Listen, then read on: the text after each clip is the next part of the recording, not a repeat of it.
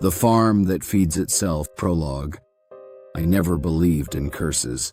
I believed in droughts, in bankruptcy, and bad seasons. But curses, that belonged in ghost stories and Sunday sermons. That was before the Morgan farm. Chapter 1. A letter from nowhere. It all began when I received the letter. The envelope was old, yellowed at the edges, sealed with red wax that had long since cracked. It came without a return address, addressed only to Mr. Jacob Langston, in perfect calligraphy. Inside was a deed. Morgan Farm.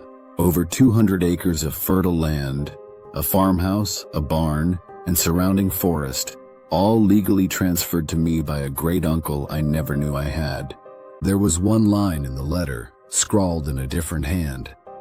The land takes care of itself, and all who live on it, always. Chapter 2. The Arrival. I drove to the property, nestled in the Appalachian foothills of West Virginia, where cell signals died and the world went quiet. The farmhouse stood proud and eerie, untouched by time. The paint had long since faded to gray, but the structure was solid. There were no birds, no insects, only wind whispering through the grass. And then the strangest thing, I found the pantry fully stocked. Fresh produce, jars of meat, sealed and labeled with recent dates. I opened one, beef stew, still warm. Chapter 3. The Neighbor's Warning. I met only one neighbor in those early days, an old man named Elias, who lived a mile down the dirt road. He walked with a limp and stared too long when he spoke. "You inherited Morgan Farm, huh?" he said, not shaking my hand. "That place eats people, son. Not with teeth. Worse. It feeds on them." I laughed. He didn't. "Ask yourself this," he muttered before turning away. "Why don't you see any tractors? Why is the corn never dry? The pigs never thin?" I didn't have an answer. Chapter 4. The Harvest. I tried to ignore Elias's words, burying myself in farm chores. But the truth is, there wasn't much to do. The garden weeded itself overnight. The animals were never hungry, but always fat. One morning I found a basket of apples freshly picked and cleaned sitting on the porch. I hadn't planted any apple trees. Chapter 5. The Basement Door. The basement was locked from the outside. Iron bolts, sealed shut with chains. I didn't open it at first until I started hearing the scratching. Every night at 2:13 a.m., soft scraping echoed from beneath the floorboards. Sometimes it sounded like claws, sometimes like whispers. One night I pressed my ear to the wood. I heard a child's voice say, "He's feeding the roots again." Chapter 6. Blood in the Soil. That fall, the pumpkins grew to the size of wheelbarrows. The corn was sweet as sugar, and the meat from the smokehouse unbelievably tender. Too tender. One night, the old dog I'd brought with me disappeared. I found its collar near the barn, torn and soaked in blood. But there were no tracks, no struggle, just silence. I didn't eat that night. Chapter 7. Dreams of the Past. The dreams started around the second month. I'd see people, families dressed in clothes from different eras, standing in the fields, smiling at me. Their eyes were empty, like the pupils had been scraped out, and always at the end of the dream they'd say, "Thank you for feeding us." Chapter 8. The Journal. I found it hidden in the attic, a leather-bound journal belonging to Thomas Morgan, the farm's original owner. The entries began in 1874. He wrote of a famine that struck the region, and how no one on the farm ever went hungry. He believed the land was sacred. Then his entries turned darker. He described rituals, bloodletting, sacrifices to the soil beneath. His last entry read, "The land must feed, and it has chosen me as its hand." Chapter 9. The Root Cellar. Armed with a crowbar and a floodlight, I broke the chains on the basement door. The air that came out was damp and earthy. The stone steps spiraled down, slick with moss. As I descended, the smell changed from wet soil to rot. At the bottom, I found a room with walls covered in ivy. But it wasn't ivy, it pulsed. Thick, veiny roots crawled across the stone, glowing faintly with a reddish hue. In the center sat a well, deep, bottomless. When I dropped a stone, I never heard it land. I heard breathing. Chapter 10. The Flesh Market. One night I followed the sound of hooves outside and saw shapes. Shadowy figures herding animals not into barns, but into the earth. A patch of soil opened like a mouth, the livestock willingly walking in, heads bowed. Then the ground sealed itself again. The next morning, the meat shed was full. No one had slaughtered anything. Chapter 11. Missing Persons. I looked up Morgan Farm in the local archives. Over the past 120 years, at least 37 people had disappeared after staying on the property. Farmhands, travelers, even census agents. The locals chalked it up to bad luck, or the mountains swallowing them. Every time a disappearance occurred, there was a note in the town paper. Morgan Farm reports record harvests. Chapter 12. Elias's Confession. Elias came one night, shaking with a lantern in hand. "I was part of it once," he whispered. "I helped them feed it."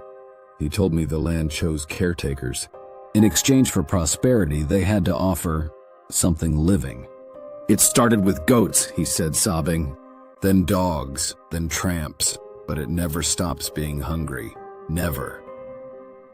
Before he left, he said, "You stay, and one day you'll feed it yourself." Then he walked into the woods. I never saw him again. Chapter 13. The Storm. A storm came, not rain, but wind, thunder, and the sky split in red veins. The earth groaned. Windows shattered without cause. The crops didn't bend in the wind, they stood tall, staring. That night, someone, or something, stood at the edge of the field all night, watching. In the morning, boot prints led to the well in the basement. They didn't lead back. Chapter 14. The Farm Feeds. I tried to leave. Packed the truck, drove down the long dirt path, only to end up back at the house after 10 minutes. I tried again, this time walking. The forest shifted behind me. Trees reappeared. The sun set and rose twice, but I was still walking. Finally, I gave up. The farm wouldn't let me leave. Chapter 15. Choices. Now every morning there's meat on the table, warm bread in the oven, and every night I hear the door to the basement creak open on its own. There's a list written on the kitchen table in blood-red ink. A hiker, a runaway, a delivery man, 3 names, 3 strangers. I found a map beneath the list. Their locations marked. I haven't decided yet, but I'm hungry. Epilogue. You are next. If you're reading this, maybe you found the same letter I did. Maybe you've inherited Morgan Farm. Maybe you've eaten from it already. If so, ask yourself, why are the eggs still warm? Why is the field already tilled? Why is there meat in the freezer with your name on it? The hospital basement no one talks about. I never believed in curses. Not until I took the night shift at the oldest hospital in our city, Mercy Hill General, tucked away in a forgotten corner of Pennsylvania. It's one of those hospitals with a red brick exterior, crumbling plaster, and flickering lights that feel less like power issues and more like bad intentions. I was desperate for work. A recent nursing school graduate, broke, and with student loans already gnawing at my heels, I didn't hesitate when the offer came. Night shift, triple pay, minimal supervision. It sounded perfect. I didn't know the cost would be my sanity. Chapter 1. First night on the job. My first night was uneventful. The halls were dim, patients sedated, the silence broken only by the hum of machines. I was stationed on the 3rd floor, mostly keeping tabs on elderly patients. But around 3:04 a.m., the hallway lights blinked, not just flickered. They blinked. A rhythmic pulse 3 times, as if something were knocking from the inside of the walls. Curious, I checked the circuit breaker room down the hall. That's when I saw it. A sign on a rusted elevator panel. Basement out of service. Do not use. The lettering wasn't printed. It was carved. Deep, jagged lines that looked like they'd been scratched in with fingernails. Something about it made me back away. Chapter 2. The Nurse Who Vanished. 2 weeks into the job, I started hearing rumors. Whispers about a nurse named Angela who went missing 6 months ago. She was like you, new, night shift eager, said Harold, the janitor, who'd worked there for 30 years. One night they say she went into the basement and never came back. I asked why she'd go down there. He only shrugged. Curiosity, he muttered. That's what kills people here. Curiosity. Then he told me something chilling. The elevator to the basement? It still works, but only after 3 a.m., and only if it chooses you. Chapter 3. The Man in Room 309. Room 309 had been empty for weeks, sealed off after the patient inside passed away. But during one of my routine checks, I noticed something odd. The door was open. Inside, the lights flickered wildly. The bed was made and someone had written "Don't go below" on the window glass from the inside. I backed away, reported it to security. But when we returned, the room was locked. No writing. No sign anyone had been there. Security just laughed it off. You've been working too many hours. That night I dreamed of a man with empty eyes pulling me into a dark shaft. Chapter 4. Descent. I don't know what compelled me. Maybe it was boredom. Maybe it was Angela's unsolved disappearance. Maybe it was the elevator itself. How it waited for me one night. Doors wide open, humming like it was alive. I stepped in. No buttons. Just one. B. The doors closed slowly. As the elevator descended, the hum turned into static, then into whispers. They said my name. Chapter 5. The Basement. The doors opened to darkness. The basement wasn't like the rest of the hospital. It was old, rotten. The walls were concrete, stained with black streaks that pulsed slightly like veins. There were rooms down there, operating rooms, obsolete, abandoned, with tools that hadn't been used in decades. Yet everything was clean, fresh. And then I heard the dragging. Someone crawling, slowly, deliberately. I turned and saw her. Chapter 6. Angela. She looked half dead. Skin gray, eyes black pits. Her nurse uniform was torn, soaked in something dark. But she smiled. You finally came, she whispered. They said you would. I froze. She reached out, her fingers impossibly long, twitching. They need someone new. I've served long enough. And then she screamed, a shriek that shook the walls and brought them to life. Faces appeared in the concrete. Patients, nurses, doctors, all screaming, all trapped. Chapter 7. The Ritual Room. I ran down endless corridors that changed behind me. Time didn't exist down there. Eventually, I found a room with a red door. It had a small plaque, Chapel of Bone. Inside were rows of seats made of femurs. The altar was a metal gurney soaked in blood. A figure stood behind it, wearing papal robes. His face was covered in gauze, but his voice was clear. The hospital feeds on fear, on pain, on those who enter where they shouldn't. Then he raised a scalpel. Your turn. Chapter 8. Escape?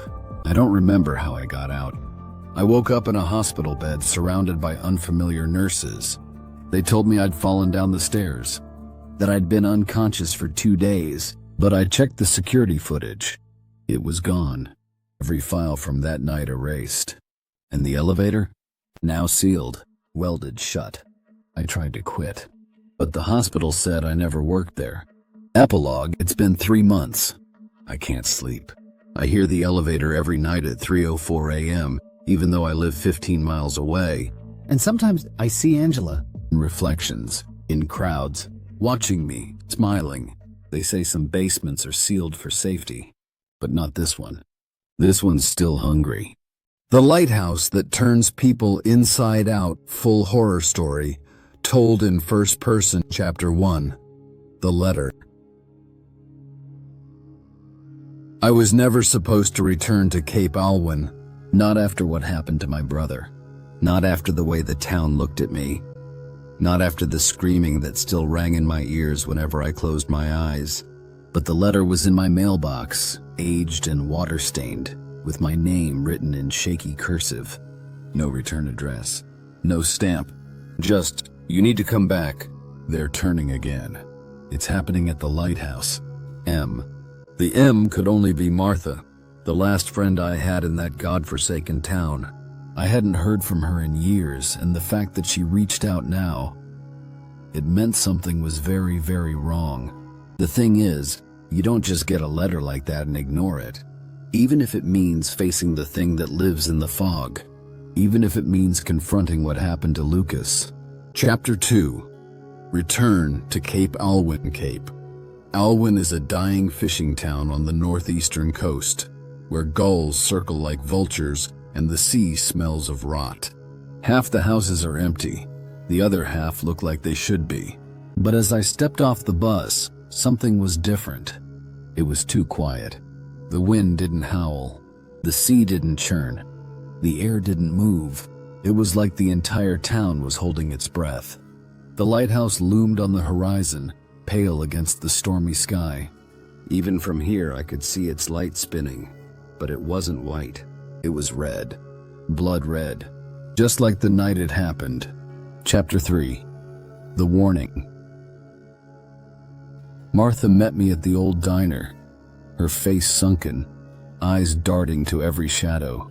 She looked older than she should, like something had drained the color from her world. "You shouldn't have come," she whispered. "You told me to." "I didn't write that letter," she said, her hands trembling around her coffee cup. I wanted to, but I was too scared. Someone else wants you here." "Who?" She looked toward the lighthouse. "Whatever's inside." Chapter 4. The first transformation. We heard it that night. A low, wet, tearing sound echoing across the water. Then a scream, high-pitched, unnatural, and followed by silence.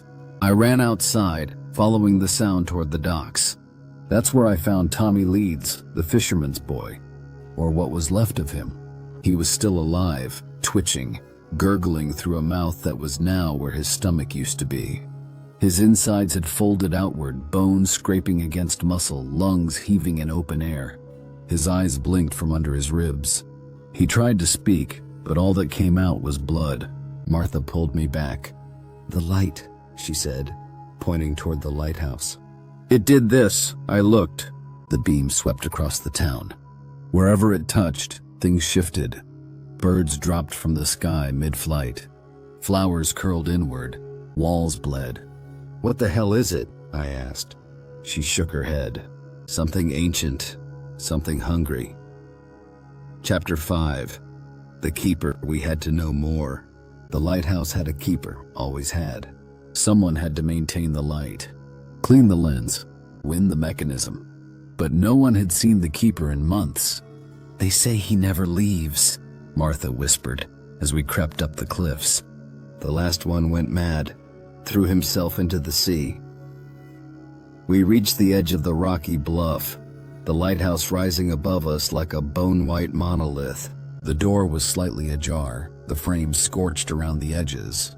Inside, it smelled like copper and seaweed and something fouler. We climbed the spiral steps, our flashlights flickering. Halfway up, we found what was left of the keeper, or keepers. There were dozens of uniforms all layered over each other. Flesh beneath them fused, stitched, overlapping, like multiple people had been folded into one grotesque form. Dozens of boots, all pointing outward. Dozens of faces, all staring with lifeless eyes from the folds of skin. A single mouth opened in the center of the mass. It whispered hoarse and wet. It shines for what's beneath.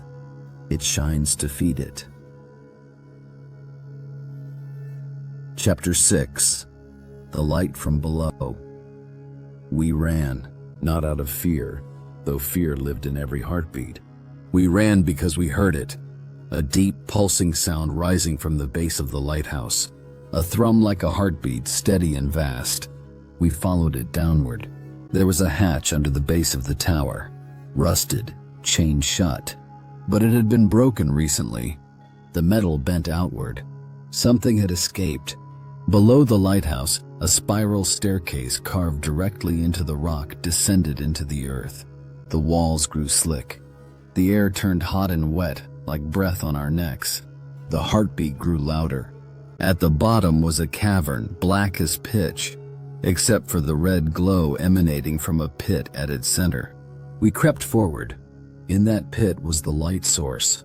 Not a bulb, not flame. It was a living thing. A pulsing mass of red like a heart made of glass and blood, veins snaking outward like roots. It throbbed with every spin of the lighthouse above, and around it, bodies, folded, turned, inverted, still alive. Martha began to scream. Chapter 7. Whispers in the Flesh. Martha's scream echoed against the wet rock, swallowed almost immediately by the rhythmic thumping of the pulsing heart. I grabbed her, pulling her back from the edge of the pit, but her eyes were locked on the horror below. The bodies moved. Some of them twitched. Others writhed slowly like worms in salt. Their eyes blinked, mouths opened and closed, but no sound came out. Instead, whispers filled the cavern. They weren't coming from the mouths. They were in our heads. It watches through us. It feeds on the scene. Turn back or turn inward. I felt a pressure behind my eyes, like something was trying to push its way out. I stumbled back, the cavern spinning around me. Martha grabbed my arm, her face pale and slick with sweat. "We have to get out," she said. "Now." But behind us, the tunnel was gone. Where the stairs had been, the rock had shifted. The path had sealed behind us. We were trapped. Chapter 8. The turning time broke after that. We wandered in circles through the underground halls that shouldn't have existed. Caverns stretched where they hadn't been minutes before. Walls throbbed with faint light. We saw things, our own shadows moving without us. Memories playing out in the distance. Martha saw her childhood dog still alive. I saw my father, who died when I was 13, sitting silently in a rocking chair deep in the dark. None of it was real. We were being peeled. Every corner we turned, it felt like another layer of who we were was being stripped away. Not physically, mentally, emotionally, as if the lighthouse or what lay beneath it was dissecting us slowly, understanding us, preparing us. We found a room of mirrors, but the reflections weren't us. They were versions of us, with no eyes or mouths on our foreheads or torsos twisted backwards. One of the reflections reached out from the glass and touched Martha's hand. Her skin turned translucent where it touched. She didn't scream this time. She just whispered, "It's learning." Chapter 9. The ritual in the center of the lowest chamber. We found the altar. It was ancient. Stone slick with blood and time. Around it, symbols that pulsed with faint red light, etched into the walls, floors, and even the ceiling. Symbols that looked alive. Martha stepped forward as if pulled. "Martha," I called. "Stop!" But she didn't. Her body moved without her consent. Her eyes rolled back. She mouthed words in a language I couldn't understand and couldn't forget. "Hulvaresk, unmoor the light, unturn the watcher." The heart in the pit responded. It screamed, not a sound but a vibration that shattered my thoughts. My nose bled. My ears rang. The red glow turned white hot. And in the walls, the folded ones began to sing. Chapter 10. Inverted. It was too late. The ground split beneath us. A spire of flesh and light rose from the pit. It had no form, just endless layers of inside-out muscle, teeth where teeth shouldn't be, and a single massive eye, spinning like a lighthouse lens. It saw me. I felt my body convulse. My bones shifted. My hands bent the wrong way. I screamed until my throat tore, but no sound came. Martha was levitating, her body limp, suspended in the beam of the eye. Then it stopped. Everything. Silence. Darkness. I woke up on the beach. Chapter 11, Afterlight. It's been months. No one believes me. The lighthouse is gone, not destroyed, just not there anymore. The cliffs are empty. The town refuses to speak of it. Martha never came back. Sometimes I see her in reflections. Not her now, but what she became. The mirror shifts when I pass by. Lights flicker in a rhythm that matches a heartbeat. And every night at exactly 3:13 a.m. I hear the sound. The turning. The lighthouse, wherever it is now, is still shining. Still searching. Still feeding. And it remembers me. Title: The Man Who Lived in the Mirror. Prologue. Reflections. They say mirrors reflect our souls. But what if they reflect something else? Something that watches, learns, and waits. For Marcus Hale, his reflection began watching him back. At first, it was a flicker, a subtle twitch that didn't align. But as days passed, the sensation grew into a presence. Marcus always hated mirrors. They showed him a version of himself that never quite felt right. It wasn't vanity, he simply disliked how mirrors made him feel vulnerable, transparent, as if someone or something was looking through him, not at him. Chapter 1. Moving in. Marcus had just turned 31 when he inherited his uncle's house in the sleepy town of Norbridge. A quiet man with few attachments, Marcus viewed it as a fresh start after a long battle with depression. The house was large, aged, and filled with relics from another time. Dark wooden floors creaked underfoot. Old chandeliers flickered with uneven light, and heavy curtains hung like shadows over the windows. But the mirrors, there were dozens. Full-length mirrors leaned against walls. Small, intricately carved ones hung in hallways. Vanity mirrors stood like sentinels in every room. His uncle had been a collector, but Marcus found it unnerving. Still, he didn't question it. Not at first. Norbridge was the kind of place where neighbors kept to themselves, and the fog never truly lifted. A town forgotten by time. Marcus had hoped for quiet. Instead, he found isolation. Chapter 2. The Bathroom Mirror. The second night in the house, Marcus entered the bathroom to brush his teeth. The air was colder than the rest of the house. He noticed condensation on the mirror, strange considering he hadn't used hot water. After finishing, he flicked off the light. A movement in the mirror caught his eye. He paused, flicked the light back on. Nothing. Just his own startled reflection. He leaned in, peering closely. His eyes were bloodshot from fatigue, his skin pale. He chalked it up to stress. A new house, new environment. Maybe he wasn't adjusting well. But that night, he dreamed of mirrors. Walls of glass that shimmered and pulsed like living skin. Chapter 3. Misaligned. The strange moments escalated. His reflection seemed off, not just lagging or delayed, but subtly wrong. The angles weren't right. The way the reflection's mouth curved wasn't his. The eyes lacked something, warmth maybe, or soul. He tested it, made sudden movements, stared for long stretches, blinked in patterns. Sometimes the reflection followed exactly. Other times it didn't. One morning he sneezed. His reflection smiled. Marcus stumbled backward. He began covering mirrors with sheets, all except one. He left the living room mirror exposed, his test subject. A way to observe. That's when the dreams grew worse. Chapter 4. Journal entries. Marcus began keeping a journal to maintain a sense of reality. Day 4. Covered 7 mirrors today. Left one uncovered. I think it's waiting for me. Day 7. Dreamt I was inside the mirror. Everything reversed. My voice sounded distant. The reflection didn't move. I did. Day 9. The mirror hums at night. Low frequency, like it's breathing. Day 11. I stood in front of it for 20 minutes.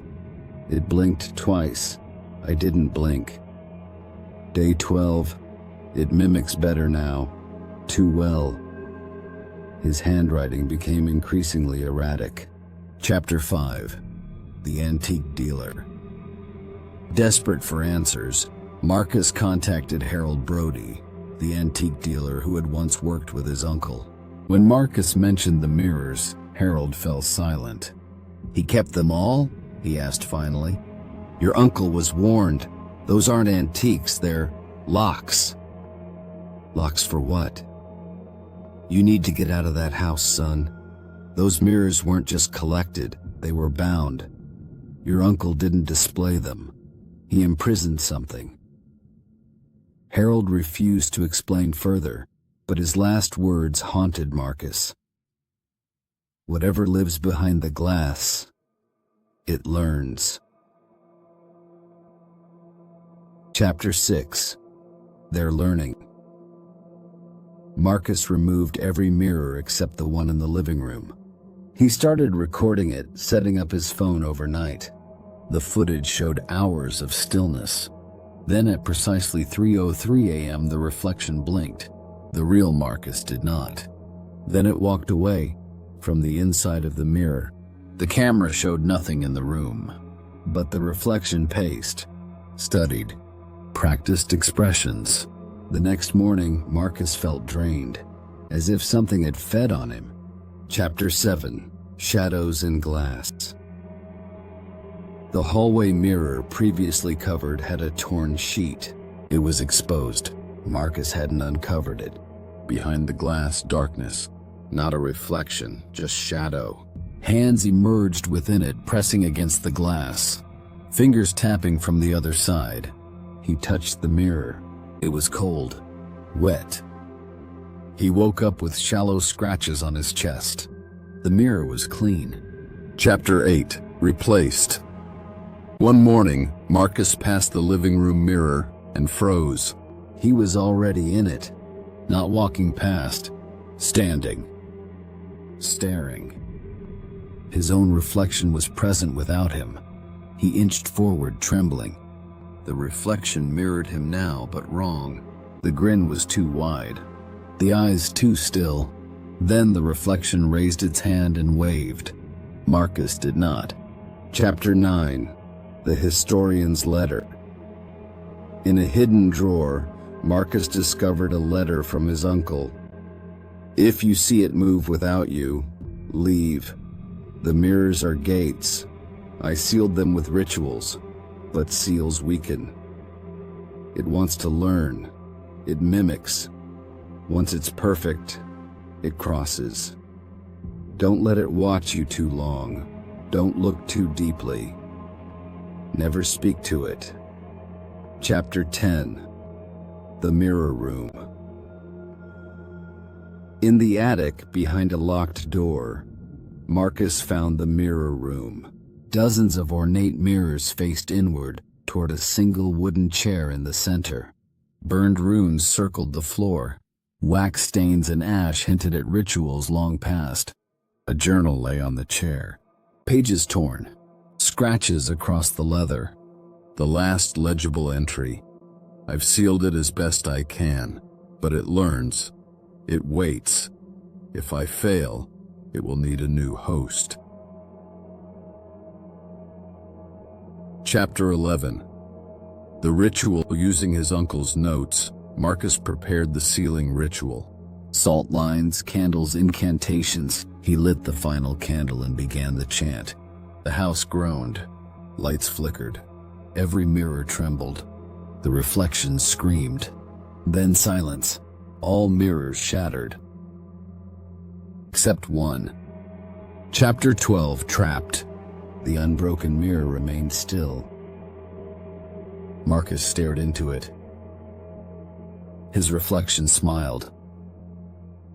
Then it stepped forward. Marcus gasped.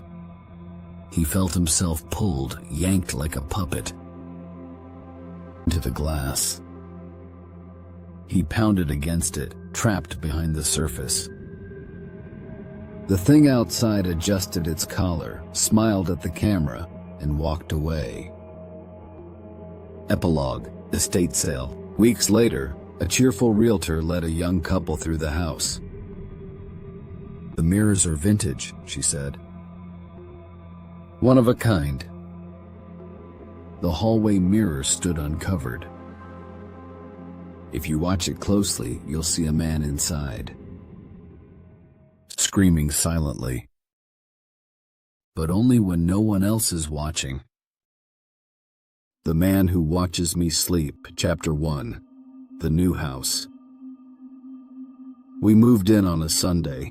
The house loomed at the edge of a small town, a crooked Victorian structure shrouded by overgrown trees. Its paint had peeled into flakes like old skin. The front porch sagged. Every window was like an eye, half closed and watching. Mom called it a fresh start, but I knew better. As we carried boxes inside, I felt it. The way the house exhaled as we crossed the threshold. Cold, dry air brushed my cheeks like fingers. The scent of mold and old wood filled my nose, and somewhere beneath it, a faint smell of something dead. I should have spoken up. That night, I couldn't sleep. My mattress was still on the floor. Boxes surrounded me like a wall. At 3:12 a.m., I sat up. Someone was watching me. I looked toward the doorway, nothing, but my gaze drifted to the corner by the closet. There he was, a tall figure darker than the shadows, perfectly still, watching. I couldn't scream. I couldn't breathe. And just like that, he was gone. Chapter 2. The Whisper. In the morning, I told Mom. She waved it off. "It's the stress, new place, new environment, maybe even sleep paralysis. I get it too." I didn't respond. I knew what I saw. The next night I didn't want to sleep, but I did. My exhaustion swallowed me whole. At 3:12 a.m. I woke again. Only this time I heard him. My name. Whispered. Right in my ear. I turned on the lamp so fast I almost knocked it over. There was no one there. But the room smelled wrong, like wet dirt and rust. Chapter 3. The Drawing. At school, I couldn't focus. My art teacher noticed I wasn't myself and handed me a blank sheet. "Draw whatever you feel," she said. I drew him. The man in the corner. No eyes. Just shadow. Tall and thin, arms too long. When she saw it, her face paled. She said nothing, just took the paper and tucked it away. I never saw it again. That night, I asked Mom if she believed in ghosts. "No," she said, "but I believe houses have memories." That didn't make me feel better. Chapter 4. The Camera. I set up my phone to record overnight. I wanted proof. If I could see him on camera, I could convince Mom, maybe even myself. In the morning, I reviewed the footage. Hours of nothing until 3:12 a.m. The screen flickered, then glitched, and then a tall figure standing by my bed, watching. I gasped. He didn't move. The screen warped like an old VHS, and for 1 second, he looked directly into the lens. The video cut to black. The file was corrupted. Chapter 5. The Window. I began sleeping with the light on, but light didn't stop him. At 3:12 a.m., the bulb flickered, dimmed, then died. The man appeared again, not in the corner this time, but by the window, watching me. The next morning, I noticed something new. Fingerprints. On the inside of the glass. Chapter 6. Mom's Dream. One night, I heard Mom screaming. I ran to her room. She was drenched in sweat, eyes wild. She said she dreamed of someone standing over her, whispering in a voice like gravel and smoke. 3:12, she whispered. That was the moment I knew. I wasn't alone in this. Chapter 7. The basement. I found the door behind a bookshelf. It led to the basement. We hadn't been down there since moving in. It was cold, colder than it should have been. Dust coated everything. But at the far end of the room, beneath the stairs, something was carved into the wall. Dozens of tally marks, like someone had been counting the days. And beneath that, scrawled in jagged letters, "He watches when you sleep." Chapter 8. The voice returns. The whispers got worse. Now I heard them during the day, in the shower, while brushing my teeth. Sometimes they weren't whispers anymore. Sometimes they laughed. Chapter 9. The mirror. I looked into the mirror and saw him behind me. When I turned around, nothing was there, but the mirror had changed. There were handprints on the glass, inside the reflection. Not mine. Too large. Too many fingers. Chapter 10. The sleepwalking mom found me standing in the kitchen at 3:15 a.m., eyes open. Blank stare. I don't remember it. She said I kept whispering something. "Let him in," over and over. Chapter 11. The letter. I found an envelope tucked in the attic wall, dated 1953. It read, "To whoever lives here next, he comes at night, always at 3:12. Don't listen. Don't watch. Don't speak to him. He feeds on attention, on belief, on fear."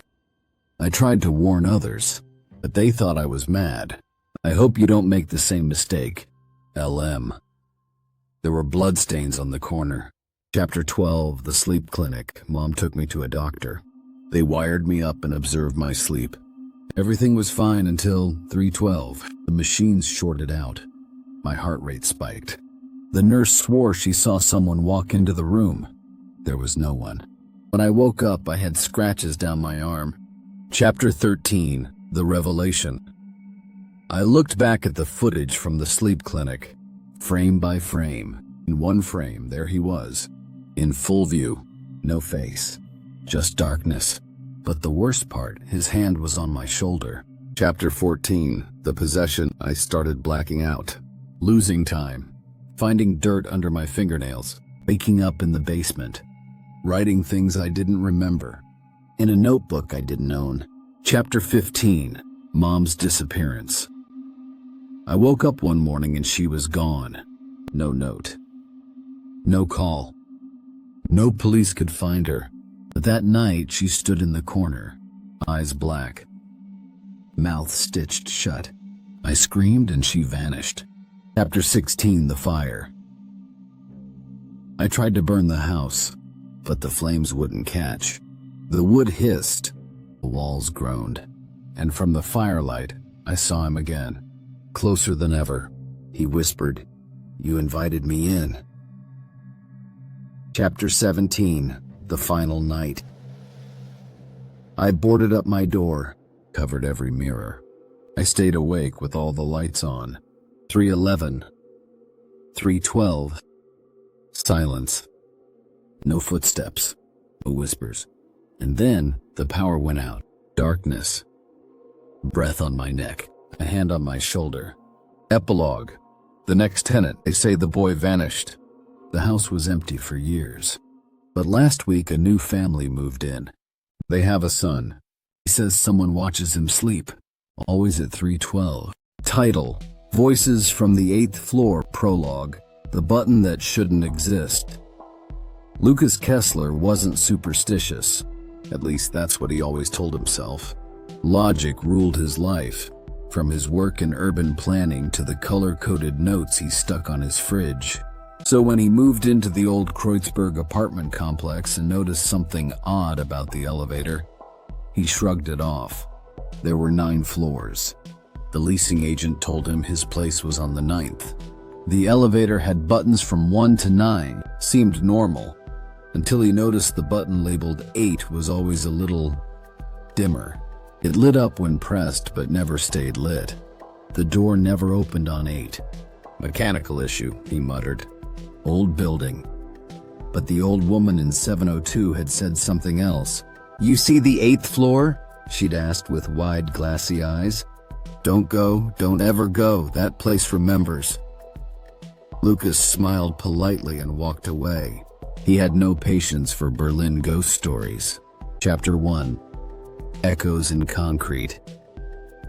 Lucas moved in on a gray February morning. Rain clung to the windows like cold sweat.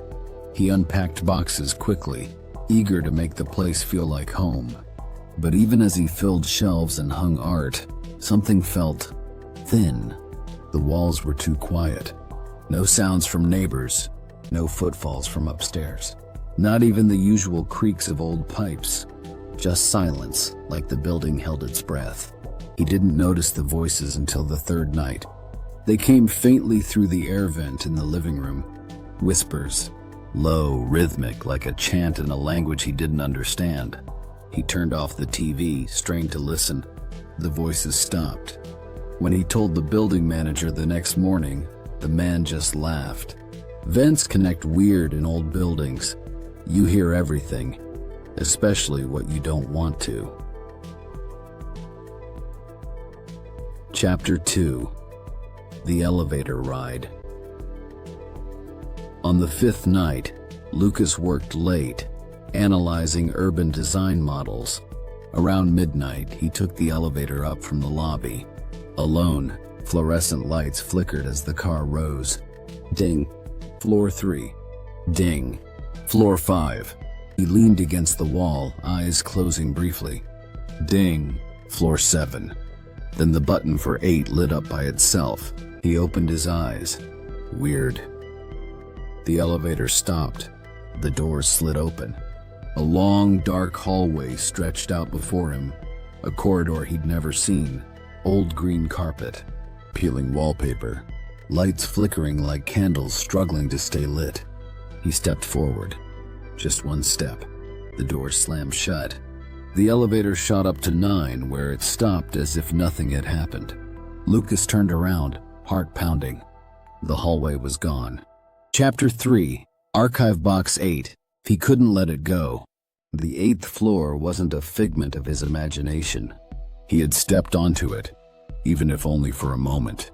Lucas visited the city planning archives during his lunch break. He requested original blueprints of his building. The archivist hesitated, but handed over a yellowed folder labeled Schönhauser Allee 17, 1976. Blueprints revealed something stunning. There was once an 8th floor, 5 units, labeled 801 through 805. But a fire report from 1981 noted a full structural condemnation and emergency removal of the floor. Not ceiling, removal. He scanned every inch of the file. A photo of a burnt corridor. A handwritten note. They said it was the gas line. But gas doesn't whisper. It screams. Lucas copied everything and brought it home. Chapter 4. Sleep. Interrupted. That night his sleep was restless. He woke up to scratching. Inside his closet, he opened the door. Nothing. But the air was cold. Too cold. Like something had been there and only just left. His phone buzzed. A voicemail. Static. Then, "Lucas, why'd you come back?" His blood froze. He hadn't left the apartment that day, and he'd never been to the 8th floor before this week. But someone, or something, thought otherwise. Chapter 5. A note beneath the wallpaper. The next morning, he began peeling at a strange bubble under the wallpaper near his door. Beneath was a torn corner of paper. A note, scribbled in red ink. They always find the ones who listen. He stared at it for a long time, heart pounding. Then, scratching again, this time from inside the walls. And Chapter 6. The girl in 804, he asked around cautiously. An older man in 601 remembered. 804, he said. Little girl died there, fire. Her name was Clara, 8 years old. Parents died too, but some say she didn't. Lucas felt sick. What do you mean? The man leaned in. Some say she never left. Still plays in the hallway. Still hides in the vents. Chapter 7. Through the Vents. Lucas unscrewed a vent cover that night. Inside, dust, wires, and something else, a photograph. A girl in a birthday dress. Cake. Balloons. Room 804 written on the back. The photo was warm, as if it had just been held. Then, from deep in the vent, "Wanna play with me?" His scream echoed into the shaft. More chapters continue, building suspense and layering horror with increasing intensity. Lucas is haunted by Clara, pulled into shifting realities, and begins to lose grip on what's real. Neighbors disappear. Rooms change shape. Mirrors reflect wrong moments. Chapter 29. The Return. He wakes up on the 8th floor, alone, again. This time, he walks the full length of the hallway. Doors open and close. Behind one, his own face. Behind another, a room full of ash. Behind the third, Clara. "You're not supposed to be here," she whispers. "But I am," he says. She smiles. Sadly. "Then you always were." Chapter 30. Exit. No exit. Lucas finds the elevator again. It waits. Doors open. He steps in. He presses 9. It doesn't light up. Only one button glows now. 8. Epilogue. Floorless, a new tenant signs the lease. Apartment 902. He steps into the elevator. "Strange," he murmurs, staring at the faintly glowing button marked 8. He presses it. And somewhere, in the forgotten blueprint of the building, something wakes up again. The end.